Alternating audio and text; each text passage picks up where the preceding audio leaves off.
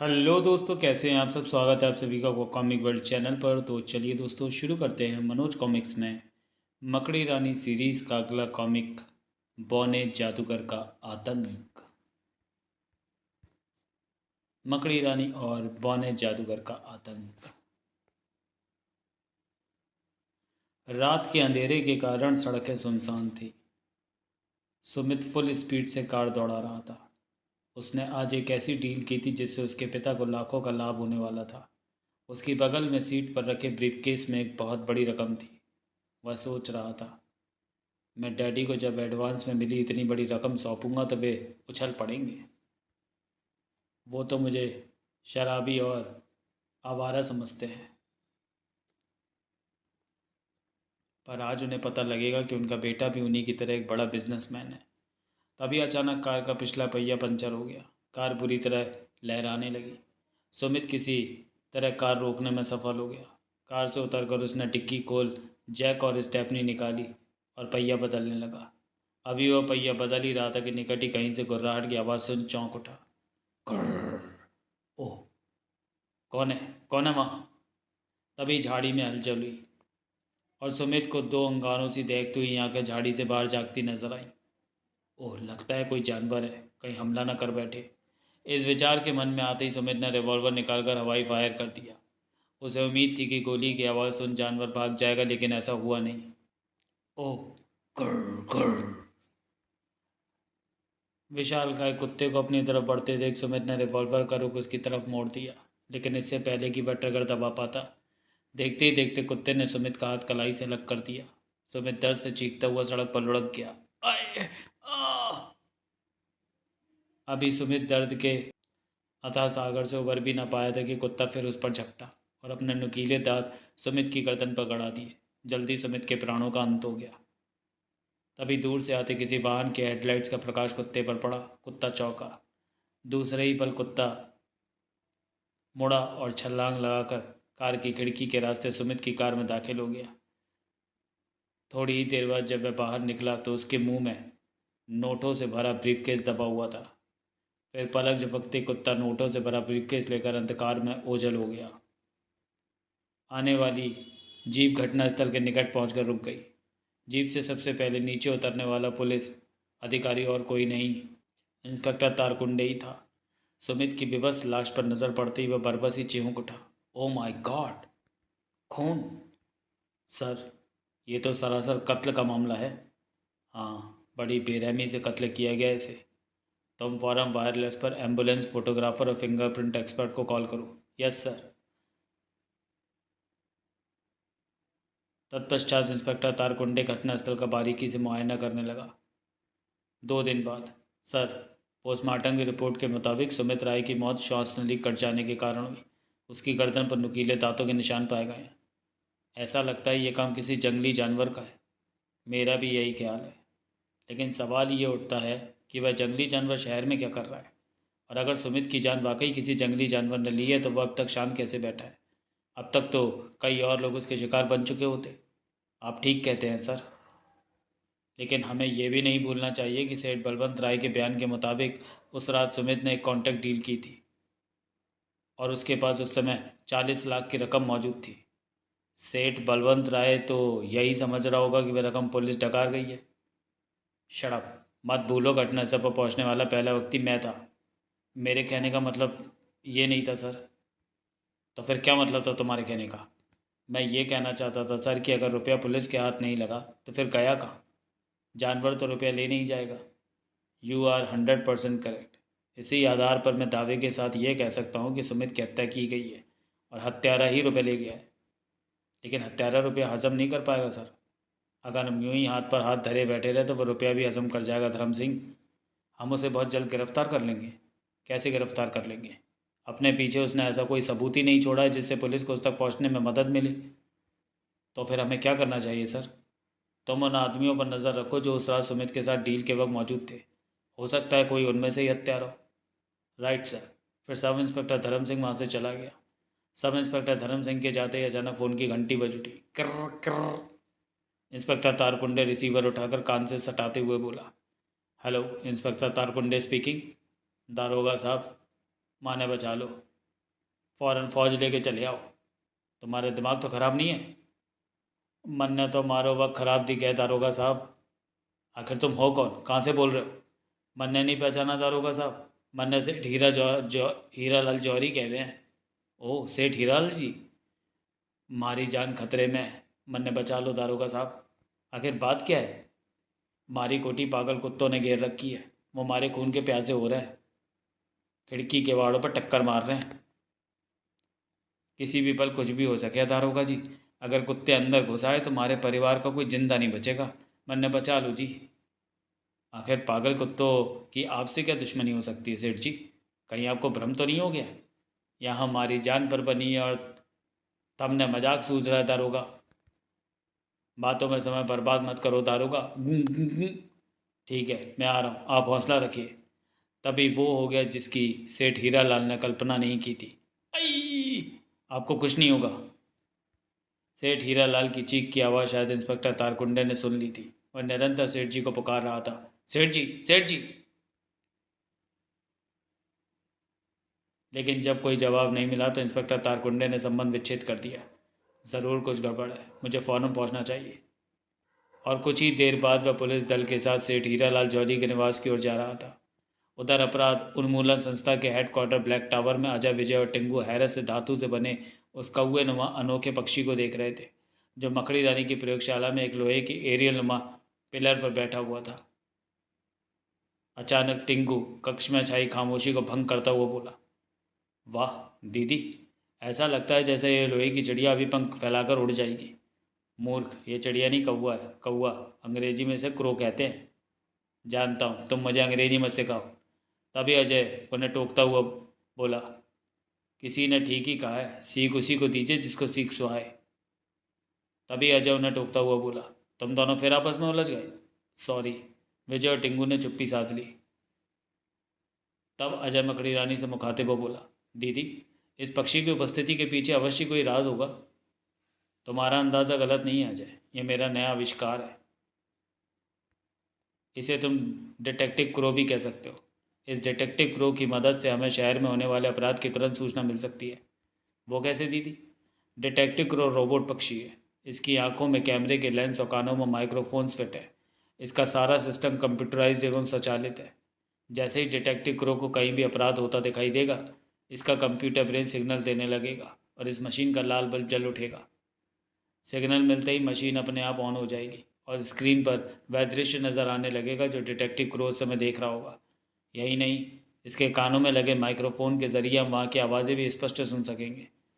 लेकिन क्या आकाश में रहते हुए डिटेक्टिव क्रो ज़मीन की आवाज़ें कैच कर पाएगा? मुझे तो ऐसा लग रहा है जैसे हम कोई जादुई किस्सा सुन रहे हैं। अवश्य, ये माइक्रोफोन इतने शक्तिशाली हैं कि हल्की से हल्की ध्वनि को भी कैच कर सकते हैं।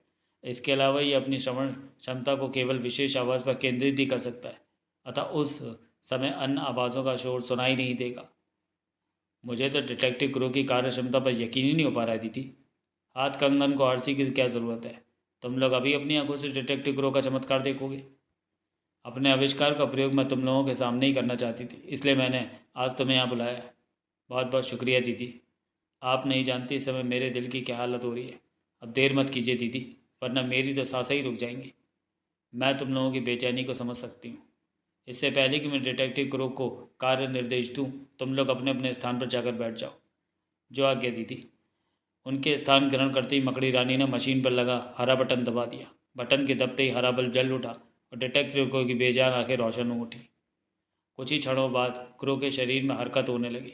देखते देखते वह पर फड़फड़ाने लगा और फिर जीवित पक्षी की तरह उड़ते हुए खुली खिड़की से बाहर निकल गया। वाह, वंडरफुल। जैसे ही डिटेक्टिव क्रू नज़रों से ओझल हुआ, टिंगू बोल उठा, दीदी, अब हमें कैसे पता चलेगा कि डिटेक्टिव क्रू क्या कर रहा है? हो सकता है कुछ दूर तक उड़ने के बाद वह थककर ज़मीन पर गिर जाए और कोई उसे उठाकर ले जाए। घबराओ नहीं, हम डिटेक्टिव क्रू पर बराबर नज़र रख सकते हैं। इतना कह मकड़ी रानी मुड़ी और दूसरे टीवी का स्विच ऑन कर दिया। स्विच ऑन होते ही डिटेक्टिव क्रो स्क्रीन पर उड़ता हुआ नजर आने लगा। बहुत खूब दीदी, आपने तो कमाल कर दिया। अब हम डिटेक्टिव क्रो की मदद से 24 घंटे शहर में होने वाले अपराधों पर नज़र रख सकेंगे। नहीं अजय, डिटेक्टिव क्रो को लगातार सिर्फ 8 घंटे, वह भी रात में जासूसी का काम कर सकता है, क्योंकि उसे फिर एनर्जी लेने के लिए वापस इसी स्थान पर आना पड़ेगा। विजय ने प्रश्न किया। दीदी, रात ही में क्यों? क्योंकि सूरज की किरणों का डिटेक्टिव क्रो के लेंसों पर खराब असर पड़ेगा, जिससे उसका पूर्ण सिस्टम बिगड़ जाएगा और हम एक अच्छे साथी को खो देंगे। अभी मकड़ी रानी ने अपनी बात खत्म ही की थी कि क्राइम डिटेक्टर मशीन का लाल बल्ब सिग्नल देने लगा। सबकी निगाहें उसी तरफ घूम गई। मशीन की स्क्रीन पर रोशनी फैलती जा रही थी। थोड़ी देर बाद स्क्रीन पर जो दृश्य उभरा, उसे देख सबकी आंखें आश्चर्य से फैल फट पड़ी। ओ, ये कैसे जानवर हैं? ऐसे अनोखे जानवर हमने पहले ना कभी देखे हैं ना सुने। दिखते तो कुत्ते जैसे हैं, पर उनके पैर चिंपांजी जैसे हैं। उस सामने वाले कुत्ते को तो देखो, वो अपनी पीठ पर बैग उठाए चला जा रहा है। बैगों में वजन है, शायद भरे हुए हैं। पर सवाल ये उठता है कि ये अनोखे कुत्ते शहर की सड़कों पर क्या कर रहे हैं? मुझे तो ये किसी अन्य ग्रह के जानवर लगते हैं। हो सकता है कोई उड़न तस्त्री शहर के आसपास फैले जंगलों में लैंड कर गई हो। तभी मकड़ी रानी उन्हें रोक टोकती हुई बोली, ठहरो, इतनी जल्दी किसी नतीजे पर पहुंचना उचित नहीं होगा। हमें पहले उनकी गतिविधियों पर नज़र रखनी चाहिए। तुम लोग यहीं ठहरो और इन जानवरों की एक एक हरकत पर नज़र रखो। मैं इनके पीछे जाती हूँ। जो आज्ञा दीदी। तत्पश्चात मकड़ी रानी वहाँ से चली गई। मकड़ी रानी के जाने के बाद वे तीनों स्क्रीन पर नजरें गड़ाकर बैठ गए। अनोखे कुत्ते आराम से सुनसान सड़क पर चले जा रहे थे। अचानक तभी सामने से एक ट्रक आता नजर आया। ट्रक को देख कुत्तों का लीडर सड़क से हट गया, लेकिन बाकी कुत्ते सड़क पर डटे रहे। जैसे ही ट्रक नज़दीक आया, पांचों कुत्ते भौंकते हुए ट्रक पर झपट पड़े। ट्रक चालक ने घबराकर ब्रेक लगा दिए, लेकिन फिर भी एक कुत्ता ट्रक के पहियों के नीचे आ ही गया। हे भगवान, ये कुत्ते ही हैं शैतान। मैंने ट्रक रुक कर गलती की, या रुकना खतरे से खाली नहीं है। इस विचार के दिमाग में आते ही चालक ने गाड़ी गियर में डाल दी, लेकिन इससे पहले कि वह पैर एक्सीलेटर पर रखता, साइड की खिड़की झटके से खुल गई। दूसरे ही पल विशाल का एक कुत्ता गुर्राता हुआ ट्रक चालक पर टूट पड़ा। देखते ही देखते कुत्ते ने चालक की हथेलियां शरीर से बाहर निकाल दी और उसके मृत शरीर को सड़क पर ढकेल कर स्वयं चालक सीट पर बैठ गया। तब तक बाकी चारों कुत्ते भी ट्रक में समा चुके थे। अचानक ट्रक का इंजन फिर से जाग उठा। अगले ही पल ट्रक सड़क पर दौड़ने लगा। कुत्तों को ट्रक लेकर भागते देख अजय चौंका। फिर अपने साथियों से मकाते वो बोला, दोस्तों, अब यहाँ बैठे रहने से काम नहीं चलेगा। जब तक दीदी घटनास्थल पर पहुँचेगी, ट्रक बहुत दूर निकल चुका होगा। तब हमें क्या करना चाहिए? हमें ट्रक का पीछा करना चाहिए। इससे क्या लाभ होगा? डिटेक्टिव क्रो तो सड़क ट्रक पर नजर रखे ही हुए, लेकिन अगर कुत्ते क्रो की आंखों को धोखा देने में सफल हो गए तो हम हाथ मलते रह जाएंगे। तुम ठीक कहते हो अजय भैया, हमें रिस्क नहीं लेना चाहिए। तो चलो, हम फ़ौरन निकल चलते हैं। सबका एक साथ जाना ठीक नहीं होगा। फिर अजय टिंगू को निर्देश देता हुआ बोला, टिंगू, तुम यहीं रुककर ट्रक पर नज़र रखे रहो और ट्रांसमीटर पर उसके रास्ते की जानकारी हमें देते रहना। लेकिन मैं ही क्यों भैया, विजय भी तो ये काम कर सकता है। लेकिन जो काम मैं कर सकता हूँ वो तुम नहीं कर सकते। कुत्तों को सामने देखकर तुम्हारे होश उड़ जाएंगे। तुम तो जैसे उन्हें कच्चे ही चबा जाओगे। देखो, बहस का वक्त नहीं है। जैसा मैं कहता हूँ वैसे ही करो। ठीक है भैया, तुम कहते हो तो मान लेता हूँ। विजय, नाउ मूव। विजय अजय का अनुसरण करता हुआ कक्ष से बाहर निकल गया। जल्दी ही वे मोटरसाइकिल पर सवार हो उस दिशा में उड़े जा रहे थे जिधर ट्रक के जाने की संभावना थी। टिंकू बराबर उन्हें वॉच ट्रांसमीटर पर ट्रक के रास्ते की जानकारी देता जा रहा था। अतः ट्रक को ढूंढने में उन्हें ज़्यादा परेशानी नहीं हुई। ट्रक नज़र आते ही अजय ने मोटरसाइकिल की रफ्तार कुछ कम कर दी और बराबर के फासले से उसका पीछा करने लगा। उधर मकड़ी रानी जब घटनास्थल पर पहुंची तो उसे कुत्ते के अलावा ट्रक चालक की लाश भी सड़क पर पड़ी मिली। मकड़ी रानी ने घटनास्थल का बारीकी से मुआयना किया और फिर कुछ सोच कुत्ते की लाश अपने कब्जे में ले वापस लौट पड़ी। अब वह ब्लैक टावर पहुंची तो टिंगू का अकेले बेचैनी की हालत में चहलकदमी करते देख चौंकी। अजय विजय कहाँ गए टिंगू? दीदी, आपके जाने के बाद। फिर टिंगू मकड़ी रानी को उसके जाने के बाद घटी घटनाओं का विवरण देने के बाद बोला। अजय अजय विजय के ट्रक का पीछा करते हुए सिटी पार्क के जंगल में घुसने के थोड़ी ही देर बाद अचानक धमाका हुआ और वह इलाका धुएं से गिर गया। उसके बाद वे लोग कहाँ गायब हो गए, कुछ पता नहीं चल पा रहा है। डिटेक्टिव क्रो की आंखें भी उन्हें ढूंढ नहीं पा रही हैं, इसलिए मैं परेशान हूँ। परेशान होने की कोई ज़रूरत नहीं है टिंगू। अजय विजय अपनी स्थिति की जानकारी स्वयं दे देंगे। तुम घर जाओ और आराम करो, रात बहुत हो चुकी है। लेकिन जिद मत करो टिंगू। मकड़ी रानी का कहा टिंगू टाल नहीं सका। वह मकड़ी रानी से विदा ले वहाँ से चल दौड़ा। उसके जाते ही मकड़ी रानी अपनी लैब की ओर चल पड़ी, जहाँ वह कुत्ते की लाश को परीक्षण के लिए छोड़ आई थी। उधर लगभग 20 मिनट बाद जब इंस्पेक्टर टारकुंडे सशस्त्र पुलिस दल के साथ सेठ हीरा लाल की कोठी में पहुंचा तो वहाँ व्याप्त सन्नाटे को देख उसके आश्चर्य की सीमा न रही।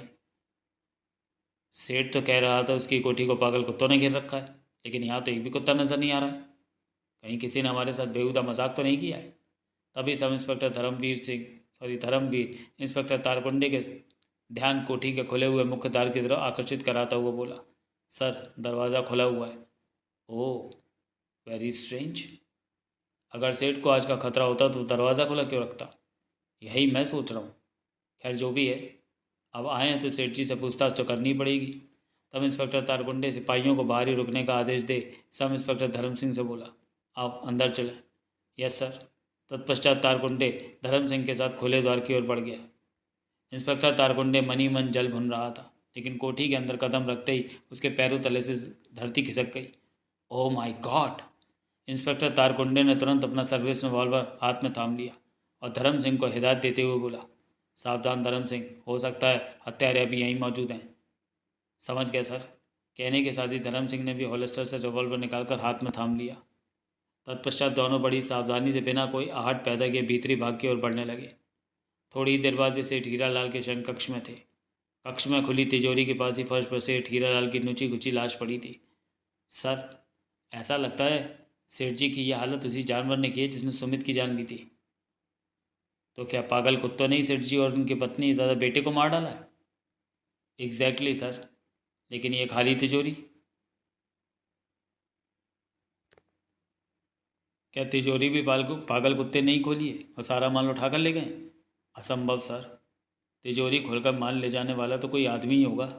हो सकता है सेठ जी जिन कुत्तों को पागल समझ रहे हो वो ट्रेन कुत्ते हों और उनका ट्रेनर अर्थात मालिक यहीं कहीं छुपा हुआ हो। लेकिन सेठ जी ने तो फ़ोन पर सिर्फ पागल कुत्तों का ही जिक्र किया था। रास्ता साफ होते ही मैं वहाँ आया हो और धीरे और तिजोरी खोलकर सारा माल लेकर कुत्तों के साथ चंपत हो गया। तुम्हारी बात में दम है। ऐसा ही हुआ होगा। सुमित के मामले में भी ऐसा ही हुआ है। हत्यारा हत्या और लूट का यह अनोखा तरीका अख्तियार कर रहा है। लेकिन यह बुद्धिमत्तापूर्ण विचार तुम्हारे दिमाग में आ कैसे गया? सर, बहुत पहले मैंने अखबार में एक चोर बंदर की खबर पढ़ी थी। मदारी ने अपने बंदर को इस तरह ट्रेन कर रखा था कि बंदर चोरी करता था और किसी को पता भी नहीं चलता था। लेकिन आखिर एक दिन बंदर के साथ मदारी भी पुलिस के हाथ लग गया और ये राज खुल गया। गुड। अब हमें भी उन कुत्तों को ढूंढना है। कुत्तों की मदद से हम उनके हत्यारे मालिक को बड़ी आसानी से पकड़ लेंगे। सर, मैं कुत्तों की तलाश कल से ही शुरू कर दूंगा। कल से नहीं, आज से, बल्कि अभी से तुम उन कुत्तों की खोज में लग जाओ। तुम्हें जितने आदमियों की ज़रूरत हो साथ ले जा सकते हो, परंतु जैसे भी हो जल्द से जल्द उन कुत्तों को ढूंढ निकालो। अगर वे इसी तरह वारदातें करते रहे तो हमारी नौकरी खतरे में पड़ सकती है। आप ठीक कहते हैं सर। यहाँ से निपटने के बाद मैं कुछ आदमियों के साथ गश्त पर निकल जाऊँगा। जैसे ही उन कुत्तों का पता चलेगा मैं आपको खबर कर दूंगा। तत्पश्चात इंस्पेक्टर तारकुंडे कार्रवाई निपटाने में व्यस्त हो गया। सब इंस्पेक्टर धर्म सिंह उसी रात 4 सिपाहियों को साथ ले गश्त पर निकल पड़ा। लेकिन सारी रात सड़कों पर जूते चटकाने के बाद भी वह कुत्तों का कोई सुराग ही हासिल न कर सका। दूसरे दूसरे दिन के अखबारों में सेठ हीरालाल उसके परिवार की रहस्यमय हत्या का समाचार सुर्खियों में छपा। इस खबर ने शहर में सनसनी फैला दी। सरकारी मशीनरियाँ हरकत में आ गई। आईजी मेहरा को गृह मंत्रालय से निर्देश दिया गया कि सेठ जी के हत्यारों को जल्द से जल्द गिरफ्तार किया जाए। आईजी मेहरा ने इंस्पेक्टर तारकुंडे को फौरन घर पर तलब किया और केस की कार्रवाई की जानकारी मांगी। तारकुंडे को जैसे सांप सूंघ गया। खामोश क्यों बैठे हो, जवाब दो। हत्यारा अभी तक पकड़ा क्यों नहीं गया? सर, कोशिश जारी है। सेठ हीरालाल की हत्या को हुए 24 घंटे गुजर गए और तुम अभी तक कोशिश ही कर रहे हो। मैं पूछता हूँ, हत्यारा अभी तक पकड़ा क्यों नहीं गया? सर, वो कुत्तों के पता लगने की देरी है बस। कुत्ते? कुत्तों का हत्यारे से क्या संबंध है? बहुत गहरा संबंध है सर। तब इंस्पेक्टर दारकुंडे सेठ हीरालाल हत्याकांड की विस्तृत जानकारी देने के बाद बोला, बस यही एक क्लू है सर जो हमें हत्यारे तक पहुंचा सकता है। ओह। ठीक तभी आईजी मेहरा की बेटी डॉक्टर पूनम वहाँ आ गई। डॉक्टर पूनम को देख तारकुंडे के मुंह का जायका एकाएक ही खराब हो गया। डॉक्टर पूनम, लगता है तुम हमारी बातें छुप कर सुन रही थी। आपको जो लगता है वो हमेशा सही तो नहीं होता। अब इसी बात को लीजिए। आप कहते हैं सेठ तथा उसके परिवार की जान ट्रेन कुत्तों ने ली है। हाँ, ये मेरा अनुमान है। लेकिन मैं दावे के साथ कह सकती हूँ कि वे कुत्ते किसी रसायन के प्रभाव में थे। रसायन का प्रभाव खत्म होते ही वो फिर सामान्य हो गए होंगे। अतः उन्हें खोज पाना आपके या आपके महकमे के वश की बात नहीं है। ये तुम कैसे दावा कर सकती हो कि वे कुत्ते रसायन के प्रभाव में थे? क्योंकि ऐसे ही ये कुत्ते का मैं रक्त परीक्षण कर चुकी हूँ। व्हाट? वह कुत्ता तुम्हारे हाथ कैसे लग गया? उस कुत्ते को मकड़ी रानी मेरे पास लाई थी। ओह, आप समझ में आया कि तुमने अपनी बात दावे के साथ कैसे कह दी। दरअसल दूसरे बेवकूफ़ों की तरह मकड़ी रानी का जादू तुम्हारे दिमाग पर भी सवार रहता है। पुलिस को उल्लू बनाने के लिए वह फिर कोई चाल चल रही है, लेकिन मैं बहकावे में नहीं आने वाला। आप ये भूल रहे हैं अंकल कि कुत्ते का रक्त परीक्षण मैंने खुद किया है। तुम्हारी बात को मैं सच कैसे मान लूँ? बहस बढ़ती देख आईजी मेहरा वार्तालाप में दखल देते हुए बोले, पूनम बेटी, तुम्हारी बात अगर सच है तो तुम उस कुत्ते को पुलिस के हवाले क्यों नहीं कर देती? अगर वह जिंदा होता तो मैं उसे पुलिस के सुपुर्द अवश्य कर देती डैडी। परंतु मकड़ी रानी को वह कुत्ता मृत अवस्था में ही मिला था। तो फिर तुम्हें ये कैसे पता चला कि रसायन का प्रभाव खत्म होने के बाद कुत्ता सामान्य हो जाता है? मैंने कुत्ते के खून का परीक्षण 2 बार 12 घंटे के अंतर से किया था। पहले परीक्षण में खून में किसी रसायन के अंश मिले, किंतु दूसरे परीक्षण में वह अंश नहीं थे। इसी से जाहिर होता है कि रसायन का प्रभाव सामयिक था। बहुत खूब, अच्छी कहानी कर लेती हो। तुम्हें तो डॉक्टर होने की बजाय कहानीकार होना चाहिए था। ये कहानी नहीं, हकीकत है। हकीकत तो उस दिन सामने आएगी जब मकड़ी रानी कानून के शिकंजे में आएगी। इंस्पेक्टर तारकुंडे का मन ईर्ष्या से जल उठा। वह शायद कुछ और भी कह बैठा, लेकिन मौके की नज़ाकत को भांपते हुए वह अपना गुस्सा पी गया और फिर शांत स्वर में बोला, सर, अब तो मुझे शक होने लगा है कि उन कुत्तों से मकड़ी रानी का भी संबंध हो सकता है।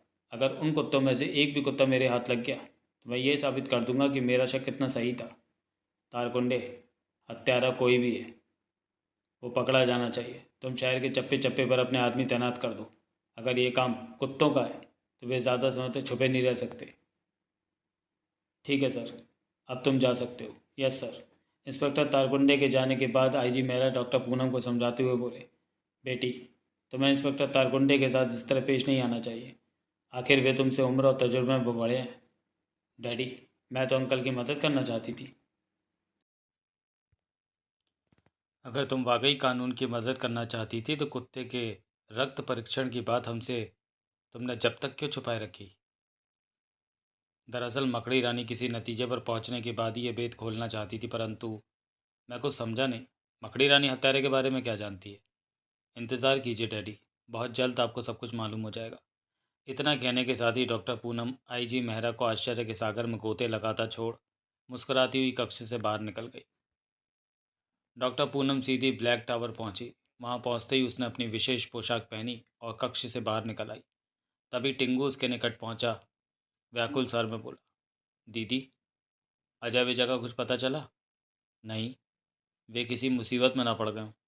दीदी कुछ कीजिए। घबराओ नहीं टिंगू, आज रात मैं सिटी पार्क के जंगलों में जाकर अजय विजय का पता लगाने की कोशिश करूंगी।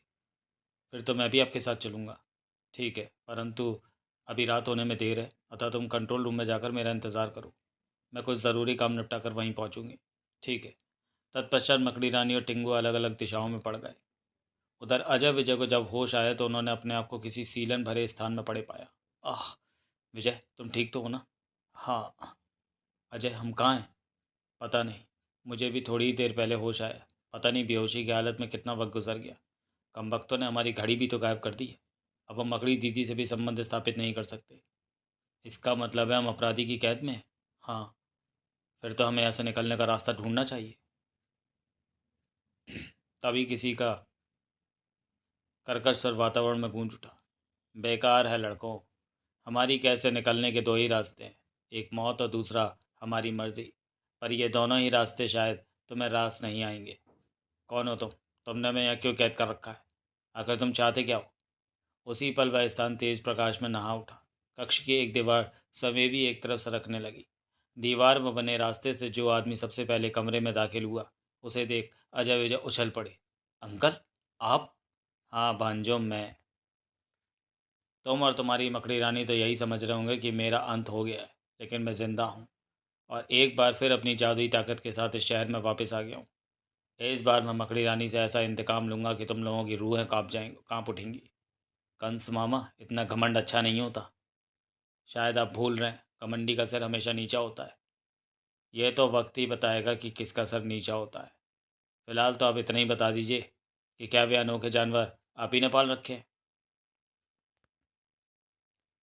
जानवर?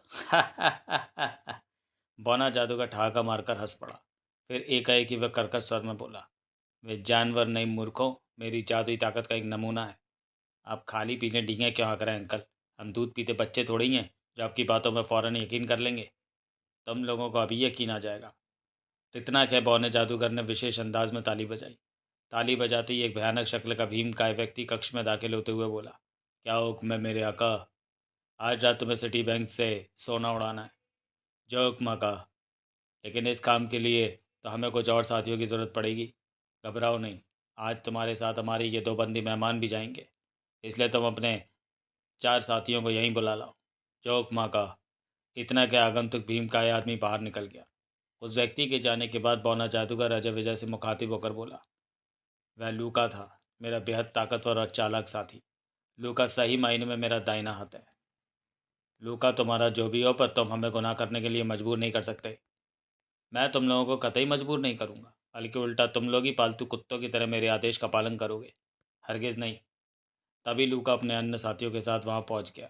बौना जादूगर अपनी जेब से सिगार निकालकर सुलगाने के बाद बोला, अब तुम लोग देखोगे मैं तुम लोगों को इंसान से जानवर कैसे बनाता हूँ। कहने के साथ ही बौने जादूगर ने सिगार को फर्श पर दे मारा। सिगार के फर्श से टकराते ही धमाका हुआ और वातावरण में सफ़ेद धुआं फैल गया। जब धुआं छटा तो कक्ष में अजीबोगरीब दृश्य मौजूद था। कर्र, कर्र। अब तुम लोग वही करोगे जो मैं चाहूँगा। तत्पश्चात बौने जादूगर ने लूका को आदेश दिया, लूका, तुम अपने साथियों के साथ फौरन बैंक की ओर प्रस्थान कर जाओ, क्योंकि तुम लोगों को काफ़ी लंबा रास्ता तय करके वहाँ पहुँचना है। पर ध्यान रहे, परसों रात वाली गलती आज ना होने पाए। मौने जादूगर का आदेश मिलते ही लूका द्वार की तरफ बढ़ गया। उसके पीछे अन्य कुत्ते भी चल पड़े। मौना जादूगर अजय विजय को अपने नियंत्रण में देख परवसी कुर्रा उठा। मकड़ी रानी, बहुत जल्द अजय विजय की तरह तुम भी मेरी गिरफ्त में होगी। उधर मकड़ी रानी टिंगू के साथ सिटी पार के जंगल में दाखिल हो चुकी थी। टिंगू, सावधान रहना, हम खतरों की सीमा में प्रवेश कर चुके हैं। कभी भी कोई भी घटना घट सकती है। आप निश्चिंत रहिए दीदी, मैं हर खतरे से निपटने के लिए तैयार हूँ। कुत्तों को देखते ही मैं ट्रिगर दबा दूंगा। अभी वे थोड़ी दूरी गए थे कि अचानक गुर्राने की आवाज़ उनके कानों में सुनाई देने लगी। घर्र। ये तो उन्हीं अनोखे जानवरों के गुर्राने की आवाज़ मालूम होती है। शायद वे इसी ओर आ रहे हैं, फ़ौरन छुप जाओ। दूसरे ही पल टिंगू और मकड़ी रानी पेड़ों की आड़ में हो गए।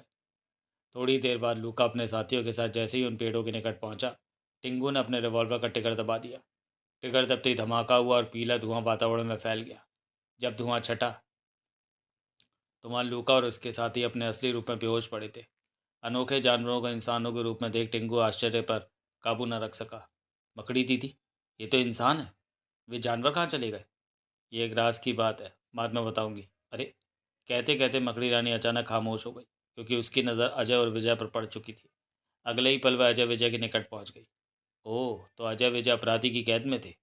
वह कमीना इन्हें भी अपने स्वार्थ के लिए प्रयोग करने से बाज नहीं आया।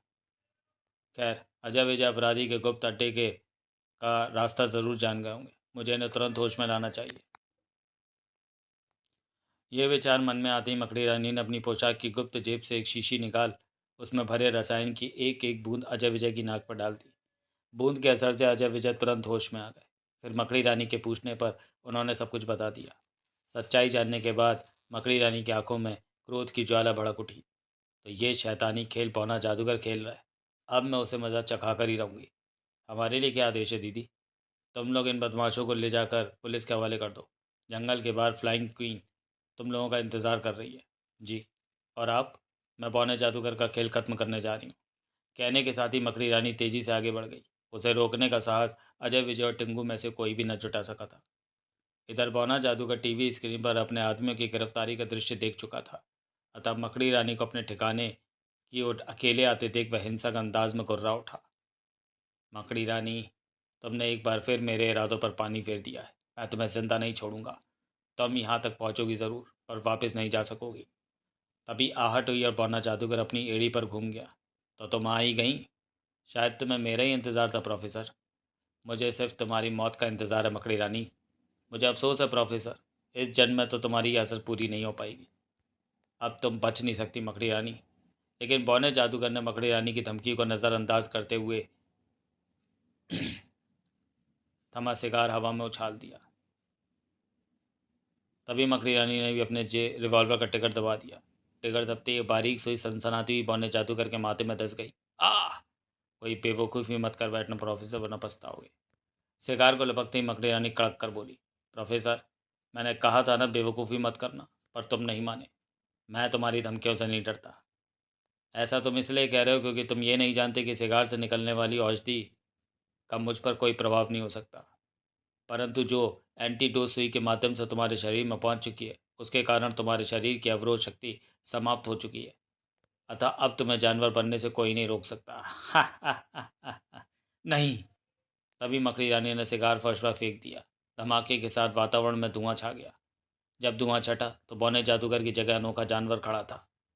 इसे कहते हैं तेरा जूता और तेरा ही सर। तत्पश्चात मकड़ी रानी ने बौने जादूगर को अपने पीछे चलने का आदेश दिया। मकड़ी रानी बौने जादूगर को चिड़ियाघर ले गई और एक खाली पिंजरे में कैद करने के बाद बोली, जेल की बजाय ये जगह ही तुम्हारे लिए ज़्यादा उचित है। Good night. दूसरे दिन सुबह जैसे ही इंस्पेक्टर तारकुंडे को चिड़ियाघर के अधिकारियों ने जानवरों को पिंजरे में एक आदमी के पाए जाने की जानकारी दी तो वह भागा भागा चिड़ियाघर जा पहुंचा। कहाँ है, कौन है वे? ये तो हमें नहीं मालूम। हाँ, पिंजरे में एक लिफाफा मिला है जो आपके ही नाम है, इसलिए हमने आपको सूचना दी थी। इतना कि अधिकारी ने ड्रॉर से लिफाफा निकालकर तारकुंडे के हाथ में थमा दिया। इंस्पेक्टर तारकुंडे ने लिफाफे को फाड़ उसमें रखे कागज़ को खोल जैसे ही मजमून पर नज़र डाली, उसके मस्तिष्क में घंटियां सी बजने लगीं। आगे मकड़ी रानी ने पत्र में सारी बात डिटेल से लिखी थी। पत्र पढ़ने के बाद तारकुंडे बेचैन स्वर में बोला, कहाँ है वो तोहफा? मेरा मतलब है वो आदमी। आप मेरे साथ आइए।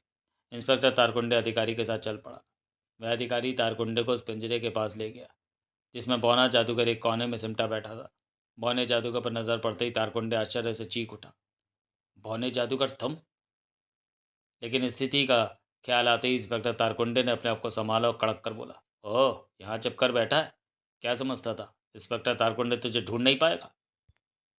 मेरा नाम भी तारकुंडे है बेटा। जिसके पीछे पड़ जाता हूँ उसके लिए हवालात का कुंडा खुल जाता है।